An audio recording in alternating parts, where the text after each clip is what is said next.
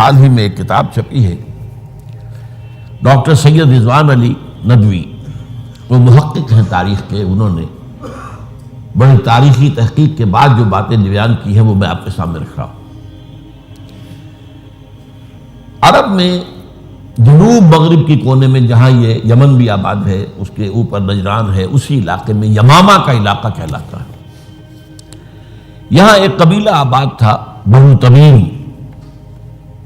یہ جو لوگ تھے بڑے کرخت مزاج، جنگجو، اکھڑ، ضدی، اور جس بات کو ایک دفعہ مان لے اس پر اڑ جانے والے اور مر مٹنے والے۔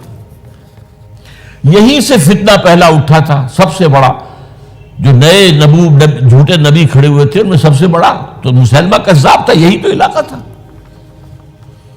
اور اس کے خلاف اس فتنے کی سرکوبی میں کتنے صحابہ، 1200 صحابہ ایک جنگ کے اندر شہید ہوئے، جن میں 500 جو ہیں وہ حفاظ تھے رضی اللہ تعالیٰ عنہ اجمعین۔ تو یہ لوگ جو یہ تھے بڑے زوردار تھے۔ اس قبیلے کے بارے میں حضرت عمر رضی اللہ تعالیٰ عنہ نے ایک بڑی عظیم حکمت عملی اختیار کی۔ ان کو وہاں سے اکھاڑ کر اور ایران کی سرحدوں پر آباد کر دیا، اب جہاں پر جہاد ہو رہا تھا، تاکہ ان کے اندر جو یہ جنگجوئی ہے یہ اب اس مقصد کے لیے استعمال ہو، اب وہ دارالاسلام کی توسیع کے مقصد کے لیے استعمال ہو، اور وہ ہوئی۔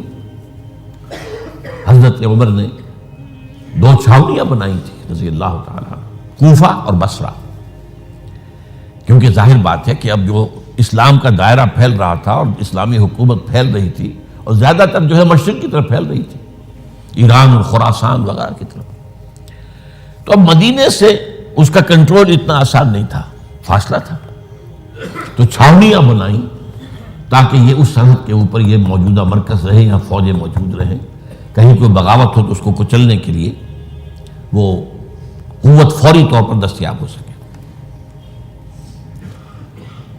یہ لوگ ہیں کہ جو عبداللہ ابن سبا کی فتنے سے سب سے زیادہ متاثر ہوئے۔ ان کی مزاج میں وہ کجی تو تھی نا۔ حضرت عمر بھی ان کا جو ایک مضبوط کنٹرول تھا انہیں دبائے رکھا ہے، اور ان کا رخ جو ہے ایک دوسری طرف موڑ کر اس سے اسلام کو فائدہ پہنچایا۔ لیکن اس کے بعد جب فتنہ جو آیا یہ عبداللہ ابن سبا، تو سب سے بڑھ کر یہی لوگ اس کے ماننے والے، اور انہی میں سے وہ لوگ تھے جنہوں نے جانیں بھی دے دی ہیں، جنہیں حضرت علی نے زندہ جلایا ہے، اس لیے کہ وہ کہتے تھے کہ علی خدا ہے۔ اے علی تم خدا ہو، تم ہمیں آگ میں جلا رہے ہو، یہ تو تم ہمارا امتحان لے رہے ہو۔ وَلَنَبْلُوَنَّكُمْ بِشَيْءٍ مِّنَ الْخَوْفِ وَالْجُوعِ وَنَقْصٍ مِّنَ الْأَمْوَالِ وَالْأَنفُسِ وَالثَّمَرَاتِ۔ اب وہ اس آیت کو اپنے اوپر منطبق کر رہے ہیں۔ تو یہ جو کرخت لوگ تھے، انہوں نے در حقیقت جو ہے عبداللہ ابن سبا کے کردار میں سب سے بڑا رول پلے کیا، اور انہی کے ہاتھوں حضرت عثمان شہید ہوئے رضی اللہ تعالیٰ۔ اور اس کے بعد انہوں نے حضرت علی رضی اللہ تعالیٰ عنہ کو اپنے گھیرے میں لے لیا، کیونکہ انہی کی کثیر تعداد موجود تھی مدینے میں جب حضرت عثمان شہید ہوئے۔ اس کے بعد اب ظاہر بات ہے کہ کوئی نہ کوئی تو خلیفہ ہونا چاہیے تھا۔ حضرت طلحہ سے کہا گیا، انہوں نے معذرت کر لی، حضرت زبیر سے کہا گیا، انہوں نے معذرت کر لی۔ اب ظاہر بات ہے کہ حضرت علی آخر امت کو چھوڑا تو نہیں جا سکتا تھا بغیر امام کے، انہوں نے قبول کر لیا، اگرچہ حضرت حسن روکتے رہے کہ ابا جان یہ ان لوگوں کی بیعت جو ہے آپ قبول نہ کیجیے۔ حضرت حسن تو ان میں سے ہیں جو حضرت عثمان کے دروازے پر کھڑے تھے پہرے دار کی حیثیت سے، حسن اور حسین رضی اللہ تعالیٰ عنہ، انہیں تو معلوم تھا فتنہ جو کون لوگ ہیں۔ اس کے بعد حضرت علی رضی اللہ تعالیٰ عنہ نے اسی حکمت سے، جس حکمت کے تحت حضرت عمر نے یہ چھاونیاں آباد کی تھی، دارالخلافہ بھی مدینے سے کوفہ منتقل کر دیا تاکہ پورے عالم اسلام کو کنٹرول کیا جا سکے اس مرکز کے ساتھ۔ اس کا نتیجہ یہ نکلا کہ اب گویا کہ حضرت علی کے گرد ان لوگوں کا گھیراؤ مکمل، کوفے میں یہی تو آباد تھے، کوفی یہی تو تھے، حضرت عمر نے انہیں لا کے یہاں آباد کیا تھا۔ جب حضرت علی نے کوفے کو اپنا دارالخلافہ قرار دیا تو گویا کہ ان کا پھر عمل دخل بہت بڑھ گیا۔ ایک طریقے سے یوں کہا جا سکتا ہے کہ انہوں نے اب حضرت علی رضی اللہ تعالیٰ عنہ کو اپنے محاصرے میں لے لیا۔ چنانچہ جنگ جمل کے موقع پر یہ ہوا ہے کہ صلح ہو گئی تھی. حضرت عائشہ رضی اللہ تعالی عنہ کے جو نمائندے تھے اور ادھر سے حضرت علی، صلح ہو گئی تھی، طے ہو گیا تھا کہ ہاں قاتلین عثمان کو جو ہے ان کو سزا دی جائے گی، قصاص لیا جائے گا حضرت عثمان کے قتل کا. لیکن ان لوگوں نے 10,000 آدمی کھڑے ہو گئے کوفے کے اندر، ہم سب قاتل ہیں عثمان کے، لوگ قصاص ہم سے اگر لے سکتے ہو. جس کے نتیجے میں اور انہوں نے جنگ شروع کر دی. اور جب جنگ شروع ہو جائے تو پھر اس کے بعد تو کوئی نہیں دیکھ سکتا کیوں شروع ہوئی، کیسے شروع ہوئی، کس نے شروع کی. اب تو یا مارو یا مرو، دو ہی باتیں ہوتی.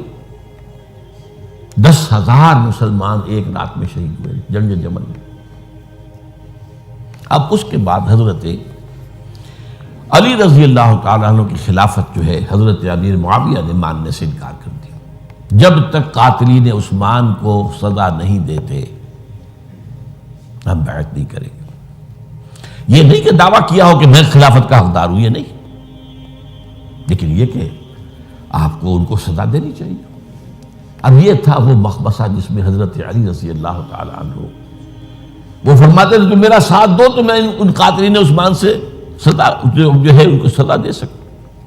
ادھر انہیں پتا تھا کہ میں سرنڈر کرتا ہوں تو مجھے علی تک تو پہنچنے کوئی نہیں دے گا، راستے میں ختم کر دیں گے رضی اللہ تعالیٰ عنہ. تو یہ پیچ تھا ایک جو ایسا پڑا ہے. اب اس میں جب حضرت معاویہ اور حضرت علی کے مابین فیصلہ کن جنگ ہوئی، جنگ صفین جسے کہتے ہیں، جس میں 70,000 مسلمان ایک دوسرے کی تلواروں، تیروں، نیزوں سے قتل ہوئے. اس موقع پر حضرت معاویہ کی طرف سے ایک آفر آئی. قرآن مجید کو نیزے پر اٹھا کر لوگوں نے کہا کہ یہ خونریزی بند کر دو، ہم قرآن کا فیصلہ ماننے کو تیار ہیں. حضرت علی دیکھ رہے تھے کہ یہ اصل میں میری فتح کو شکست سے بدلنے کا پروگرام ہے. تقریباً فتح میری ہو چکی ہے، لیکن یہ جو طبقہ تھا یہ ان کا نہیں، بڑی ٹھیک بات کہہ رہے ہیں، وہ مانیے ان کی بات. جنگ بند کی. انہوں نے ہی یہی لوگ تھے جنہوں نے مجبور کیا حضرت علی کو کہ وہ تحکیم پر رضامند ہو جائے. اس کے بعد تحکیم میں جو معاملہ ہوا، حضرت علی حضرت عبداللہ ابن عباس کو اپنی طرف سے حاکم بنانا چاہتے تھے، یہ اڑ گئے نہیں. یہ اڑ جانے والے لوگ، اور یہی اصل قوت تھے، وہاں ساری طاقت تو انہیں کی تھی. تو انہوں نے ابو موسیٰ اشعری کو اپنی طرف سے مقررہ، وہ بہت نرم خو آدمی تھے، انہیں بناؤ. بہرحال جو بھی بات طے ہوئی، اب تاریخ کی روایتوں میں اختلاف ہو سکتا ہے. کہا یہ جاتا ہے کہ طے تو یہ ہوا تھا حکمین کے مابین، ادھر سے ابو موسیٰ اشعری، ادھر سے عمرو بن العاص رضی اللہ تعالی عنہما، کہ آپ اپنے جو کلائنٹ ہیں حضرت علی، آپ انہیں معزول کر دیجئے، میں معاویہ کو معزول کر دیتا ہوں، پھر جو ہے مسلمان فیصلہ کر لیں کسی اور کی عبادت. انہوں نے کھڑے ہو کے کہہ دیا میں علی کو معزول کرتا ہوں، اور عمرو بن العاص نے کہا کہ میں معاویہ کو قائم کرتا ہوں. اب یہ ہے روایت، واللہ عالم اس میں کتنا سچ ہے کتنا جھوٹ ہے. میں کوئی مورخ نہیں ہوں، میں کوئی تاریخ کا محقق نہیں ہوں. اس کے بعد جو ہے اب یہ لوگ انہوں نے کہا کہ مانیے تحکیم کو، اور جب انہوں نے حضرت علی نے اس تحکیم کے فیصلے کو ماننے سے انکار کیا تو باغی ہو گئے، حضرت علی کو کافر قرار دیا، اور جا کر ایک جگہ پر حرورہ ایک جگہ تھی وہاں پر جا کے جمع ہو گئے، جتھا بندی کی، بہت بڑی طاقت پر وہاں کری. انہوں نے طے کیا کہ علی بھی کافر ہو گیا، معاویہ بھی کافر ہو گیا، عمرو بن العاص بھی کافر ہو گئے، سب کافر ہیں. حضرت علی کی طرف سے ایک گئے سفیر ان سے بات کرنے کے لیے، تو انہوں نے کہا تم نے تو کہا تھا کہ تحکیم کو تسلیم کرو، کہ ہاں ہم نے گناہ کیا تھا، کفر کیا تھا، ہم توبہ کی ہم نے. اگر علی بھی مان لے کہ میں نے مان کر کفر کیا تھا، اب میں توبہ کرتا ہوں، تو ہم ان کی بات مان لیں گے. اب حضرت علی اس طرح کا جھوٹ کیسے بولتے؟ انہوں نے تو کوئی کفر نہیں کیا تھا. بہرحال انہوں نے پھر بھی نرمی برتی کہ دیکھو اگر تم کوئی خونریزی نہیں کرو گے، فساد نہیں مچاؤ گے، تو میں تمہیں کچھ نہیں کہوں گا. لیکن وہ اپنی ان شرارتوں سے بعد نہیں آئے. تو پھر تیسری جو بڑی جنگ ہوئی ہے ان جنگوں میں، جنگ نہروان کہلاتی ہے، حضرت علی کی جنگ خوارج کے ساتھ، جس میں 4000 خارجی جو ہے وہ قتل ہوئے۔ اور یہ بات اب آپ نوٹ کر لیجئے کہ یہ لوگ جیسا کہ اکھڑ بھی تھے لیکن اپنی بات پر ڈٹ جانے والے تھے، لیکن ساتھ ہی دیندار بھی تھے، نمازی اور روزہ دار بھی تھے۔ یہ اس طرح کے لوگ نہیں تھے کہ جو فاسق اور فاجر ہو، بس یہ مزاج کا ایک ہے جس بات دل میں بیٹھ گئی اڑ گئے۔ تو یہ اصل میں انہوں نے پھر فیصلہ کیا کہ اور تو ہمارے بس میں اب کچھ نہیں ہے، ان تینوں کو قتل کر دیا جائے، علی کو بھی اور معاویہ کو بھی اور عمرو بن العاص کو بھی۔ تو ایک جگہ ان کی سازش ہوئی، 3 آدمی معین ہو گئے، ایک ہی وقت کا طے فیصلہ ہو گیا، فلاں تاریخ کو فجر کے وقت تم جاؤ، وہ تم کوفے کی جامع مسجد میں، جب علی نماز جماعت کرا رہے ہو خنجر مارو انہیں۔ اور یہ اس کا نام ابن ملجم تھا، خارجی، یہ وہی لوگ بنو تمیم کے لوگ۔ دوسرا جو تھا وہ دمشق میں حضرت معاویہ کو قتل کرنے، شہید کرنے کے لیے پہنچ گیا۔ تیسرا مصر پہنچ گیا حضرت عمرو بن العاص کو۔ اب یہ بات اللہ کی طرف سے ہے، یہ تو اس کی مشیت ہے، اس کا فیصلہ ہے۔ حضرت علی پر وار کارگر ہوا، اب شہید ہو گئے۔ حضرت معاویہ پر وہ وار ذرا اوچھا پڑا، زخمی تو ہوئے لیکن آپ کی جان بچ گئی۔ عمرو بن العاص اس روز مسجد میں کسی معذوری کی وجہ سے، عذر کی وجہ سے فجر میں آئی نہیں سکے، لہذا حضرت علی کی شہادت ہو گئی۔ اب یہ ہے اصل پس منظر، کن لوگوں نے کیا شہید، اصل میں وہ سمجھ لینے کی بات ہے۔ یہ خوارج نے شہید کیا، لیکن خوارج کا فتنہ سبائی فتنے ہی کا آف شوٹ ہے، اسی کے ذیل میں ہے، اسی کی ایک شاخ ہے، اسی کا ایک نتیجہ ہے۔ یہ خوارج جو ہے بعد میں بھی ان کی مسلسل جو ہے وہ جنگیں رہی ہیں۔ بہرحال اس صورتحال کو یہ سمجھ لیجئے کہ یہ خلفائے ثلاثہ رضی اللہ تعالی عنہ، حضرت عمر شہید، عثمان شہید، علی شہید۔ عجیب بات ہے کہ تینوں کا نام عین سے شروع ہوتا ہے، عمر عین سے، عثمان عین سے، علی عین سے، تینوں شہید ہوئے ہیں۔ لیکن یہ کہ یہ ہے تاریخی پس منظر۔ اب اس کے بعد میں صرف آپ کو چند اشارے دوں گا، میں نہیں چاہتا کہ اس سے آگے کوئی تفصیل سے گفتگو ہو۔ حضرت علی کی شہادت کے بعد لوگوں نے، جبکہ ابھی حضرت علی زخمی تھے، انتقال نہیں ہوا تھا، آپ سے پوچھا کہ ہم حسن کے ہاتھ پر بیعت کر لیں رضی اللہ تعالیٰ۔ آپ نے فرمایا نہ میں تمہیں اس کا حکم دیتا ہوں اور نہ روکتا ہوں، یہ تمہارا معاملہ ہے، امر المسلمین ہے، مسلمان فیصلہ کر لیں جس کو چاہیں۔ چنانچہ حضرت حسن رضی اللہ تعالیٰ عنہ کے ہاتھ پر بیعت ہو گئی۔ اب معاملہ ٹھہرا حضرت حسن اور حضرت معاویہ کے مابین۔ 6 ماہ خلافت رہی ہے حضرت حسن کی رضی اللہ تعالیٰ، اور میں انہیں 5واں خلیفہ راشد مانتا ہوں۔ ابو بکر، عمر، عثمان، علی، حسن، انہوں نے کوئی اپنی قوت سے خلافت حاصل نہیں کی تھی، بلکہ مسلمانوں نے انہیں خلیفہ بنایا تھا۔ لیکن یہ اس قدر صلح جو انسان تھے، بہت نرم طبیعت کے انسان، جب انہوں نے دیکھا کہ یہ تو پھر خوریزی کا معاملہ ہو رہا ہے، ابھی معاویہ کے پاس 40,000 کا لشکر تھا، ان کے پاس بھی بڑا لشکر موجود تھا، بلکہ 40,000 ان کے پاس تھا، حضرت معاویہ کے پاس اس سے بڑا تھا۔ انہوں نے صلح کر لی حضرت معاویہ سے رضی اللہ تعالیٰ، اور وہ حدیث ان کے حق میں جو ہے پیشن گوئی تھی وہ پوری ہو گئی کہ حضور نے فرمایا تھا میرا یہ بیٹا مسلمانوں کے 2 گروہوں کے مابین صلح کرائے گا۔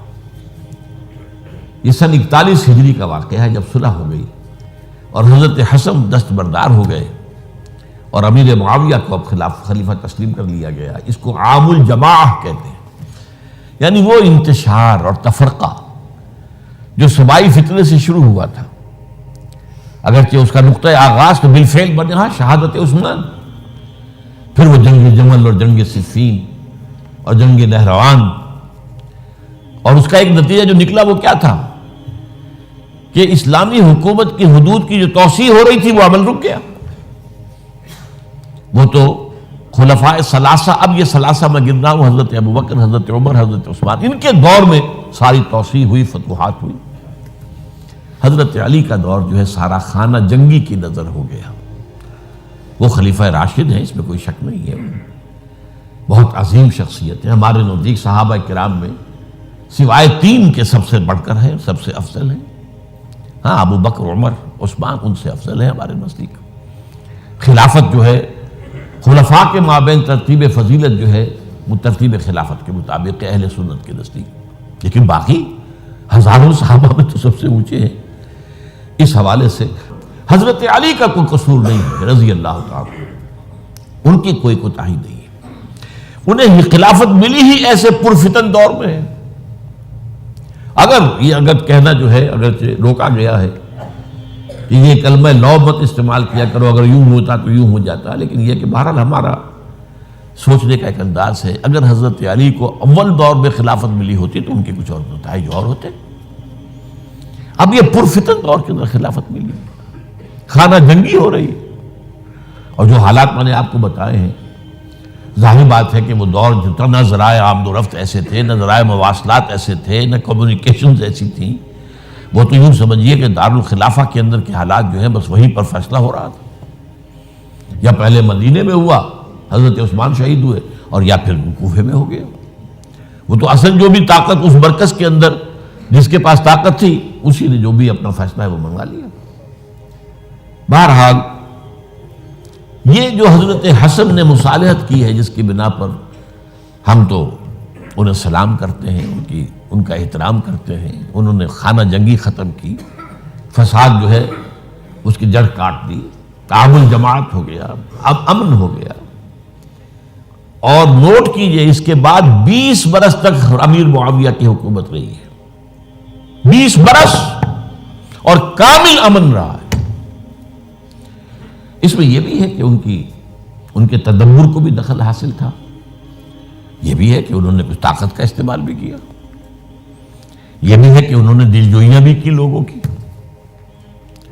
کو، جس کو ہم کہتے ہیں مؤلفۃ القلوب، جو زکوٰۃ کے مسائل میں شامل ہے. کچھ لوگوں کی کچھ کے شر سے اس کو روکنے کے لیے ان کو جو ہے کچھ زکوٰۃ میں سے پیسہ دیا جائے وغیرہ وغیرہ، مؤلفۃ القلوب، تالیف قلب کے لیے. بہرحال نتیجہ یہ ہے. تاہم یہ جان لیجئے کہ حضرت معاویہ صحابی رسول ہیں، ہم ان کو تسلیم کرتے ہیں، لیکن ان کی خلافت کو خلافت راشدہ ہم نہیں مانتے، اس لیے کہ وہ انہوں نے اپنی طاقت سے حاصل کی ہے. میں نے اسی لیے کہا حضرت حسن رضی اللہ تعالیٰ عنہ کی خلافت راشدہ ہے، لیکن حضرت معاویہ کی خلافت راشدہ، اگرچہ اس میں امن رہا، اور وہ جو عمل رک گیا تھا، وہ جو مزید توسیع دارالاسلام کی، وہ دوبارہ شروع ہو گیا. خراسان کی طرف پیش قدمی شروع ہو گئی. ادھر پہلا بیڑا بنایا حضرت معاویہ نے رضی اللہ تعالیٰ عنہ، اور یہ بحیرہ روم کے بعد جزائر کو فتح بھی کیا. انہی کے زمانے میں مسلمان فوجیں جو ہیں استنبول تک پہنچ گئی، قسطنطنیہ کی فصیل تک پہنچ گئے. اگرچہ فتح نہیں ہو سکا قسطنطنیہ اس وقت، وہ تو بعد میں کئی 100 سال بعد ترک جو خلیفہ تھا اس کے ہاتھ میں فتح ہوا، محمد فاتح. لیکن یہ کہ باہر پہنچ گئے تھے وہاں تک، یہ عمل بھی شروع ہو گیا. لیکن انہی لوگوں نے حضرت حسن کو گالیاں دی اس کام پر کہ تم نے صلح کیوں کی. امیر الکافرین کہا، امیر المنافقین کہا، اور انہیں خطاب یا آر المومنین، اے مومنوں کے لیے آر کی اور شرم کے باعث، اور ان کے خیمے پر حملہ کیا، اسے جلایا. ان کی جان کے در پہ تھے کہ تم نے صلح کیوں کی. یہ اکھڑ لوگ، یہ لوگ، اس کے بعد اب میں صرف اشارہ کر رہا ہوں، یہی لوگ تھے اصل میں جو 20 برس کے بعد پھر جو حادثہ سانحہ کربلا ہوا ہے اس کا مین کردار یہ تھا. صرف چند جملے اس وقت کہوں گا. سانحہ کربلا پر میرا کتاب جو موجود ہے وہ آپ پڑھیے. حضرت معاویہ رضی اللہ تعالیٰ عنہ کو مغیرہ ابن شعبہ ایک بزرگ صحابیوں میں سے تھے، انہوں نے مشورہ دیا کہ دیکھیے آپ کی خلافت سے پہلے 4 برس تک خانہ جنگی رہی، 1 لاکھ کے قریب مسلمان ایک دوسرے کی تلواروں سے ختم ہوئے. اب اگر وہ زمانہ گزر گیا، کبار صحابہ تو فوت ہو چکے، بڑے صحابہ تو گئے، اب تو یہ نو مسلم جو فتح کے بعد ایمان لائے یا اس کے بعد ایمان لائے جبکہ سورہ توبہ کی آیات نازل ہو گئی، اب تو یہ لوگ، یا پھر اب نئے لوگ جو مفتوحہ علاقے میں ایمان لا رہے ہیں، مسلمان ہو رہے ہیں۔ لہٰذا اب وہ جو مسلمانوں کا ایک نظام خلافت راشدہ کا تھا، اگر اس کے پیچھے کسی مضبوط قبیلے کی طاقت نہ ہو تو وہ مرکزیت قائم نہیں رکھ سکے گا۔ لہذا آپ یزید کو اپنا ولی عہد مقرر کر دیں۔ حضرت معاویہ کچھ رہے متردد، لیکن بعد میں ان کی سمجھ میں یہ بات آ گئی۔ یہاں یہ نوٹ کر لیجئے کہ میں یا آپ حضرت معاویہ کے فیصلے سے اختلاف کر سکتے ہیں، ان کی نیت پر حملہ نہیں کر سکتے، وہ صحابی ہیں۔ الصحابہ کلہم عدول، ان کی نیت بھی یہی تھی، مسئلہ سمجھی اس میں کہ وہی امن جو ہے وہ برقرار رہے۔ اس وقت جو ہے کچھ تھے ہمارے جو اس وقت اگرچہ وہ صغار صحابہ میں شمار ہوتے تھے، لیکن اب وہ کبار تھے، وہ کھڑے ہو گئے کہ آپ یہ کام غلط کر رہے ہیں، یہ قیصریت اور کسرویت جو ہے اس کا آغاز کر رہے ہیں۔ اور یہ کون لوگ تھے؟ اب دیکھیے ترتیب: ابو بکر کے بیٹے عبد الرحمن، عمر کے بیٹے عبداللہ ابن عمر، عباس کے بیٹے عبداللہ ابن عباس، زبیر کے بیٹے عبداللہ ابن زبیر، علی کے بیٹے حضرت حسین۔ حضرت حسن فوت ہو چکے تھے کیونکہ یہ عین وسط میں ہوا واقعہ، 20 سال کے درمیان 10 سال حضرت معاویہ کی حکومت کو شروع ہوئے 10 سال ہو چکے تھے۔ میری جو تحقیق ہے یا مطالعہ اس کے مطابق تو یہ ہے کہ حضرت عثمان نے مصلحت سے، حضرت معاویہ نے مصلحت سے کام لیا اور ان پر جبر نہیں کیا، لیکن انہی ندوی صاحب نے کچھ لکھا ہے کہ بالجبر بھی ان سے بیعت لے لی، بیعت ولی عہدی۔ مجھے اس سے اختلاف ہے، یہ حضرات ایسے نہیں تھے کہ جو بالجبر بیعت کرنے والے ہوں، میں اس کو ماننے کو تیار نہیں۔ بہرحال یہ حضرت، میرے نزدیک حضرت معاویہ نے جبر نہیں کیا، زبردستی نہیں کی، لیکن جب حضرت معاویہ کا انتقال ہو گیا، اب جو ہے معاملہ یہ پیدا ہو گیا کہ آپ بیعت کریں نہ کریں تو پھر جو ہے باغی شمار ہوگا۔